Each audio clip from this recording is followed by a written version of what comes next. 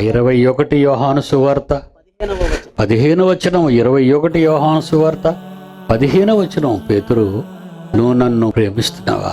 అందుకు పేతురు అంటున్నాడు, అవును ప్రభువా, నేను నిన్ను ప్రేమిస్తున్నాను, నీవు ఎరుగుదువు అనగానే యేసుక్రీస్తు అంటున్నాడు, నువ్వు నిజంగా నన్ను ప్రేమిస్తే నీ తరంలో పుట్టుకొచ్చిన అమాయకులైన ప్రజలందరూ ఉన్నారు, వాళ్ళంతా అమాయక గొర్రెలు.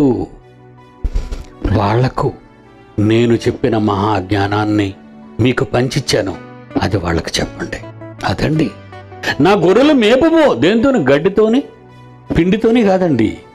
దేవుని వాక్యమును జీవాహారముతో గొర్రెలను మేపాలి. పేతురు, నువ్వు నన్ను నిజంగా ప్రేమిస్తే నువ్వు నన్ను ప్రేమిస్తున్నానని చెప్పావు. గొర్రెలను మేపు.